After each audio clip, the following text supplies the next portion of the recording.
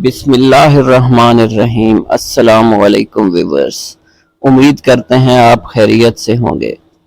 روایت ہے کہ ایک گاؤں کی ایک لڑکی انتہائی اکھڑ مزاج تھی، جس کے والدین اس کے رشتے کو لے کر سخت پریشان تھے۔ جو بھی رشتے کے لیے آتا وہ اس کی زبان دیکھ کر واپس چلا جاتا۔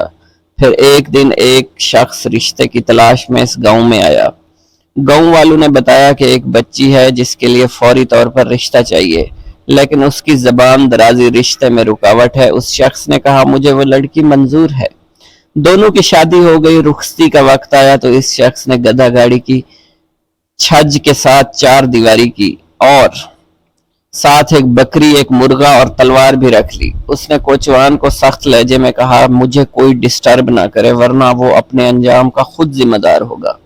سفر شروع ہوا۔ راستے میں بکری نے بولنا شروع کیا۔ وہ شخص اٹھا، اس نے تلوار سے بکری کو ذبح کر دیا اور بلند آواز سے گالیاں دی۔ کچھ دیر بعد مرغے نے اچھلنا شروع کر دیا۔ اس نے تلوار سے اس کے ٹوٹے ٹوٹے کر دیے اور غصیلے لہجے میں بولا تمہاری جرأت کیسے ہوئی مجھے ڈسٹرب کرنے کی۔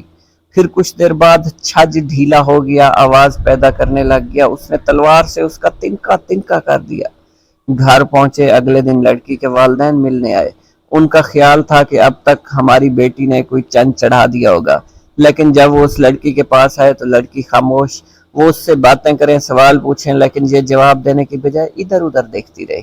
کچھ دیر بعد اس کا خاوند کمرے میں آیا تو والدین نے بے چینی سے پوچھا کہ یہ بول کیوں نہیں رہی، کہیں زبان تو نہیں کاٹ دی تم نے؟ خاوند نے بیوی سے پوچھا کہ تم کیوں نہیں باتیں کر رہی؟ عورت نے انتہائی نرمی سے کہا مہاراج آپ کی اجازت کے بغیر میں کیسے بول سکتی ہوں۔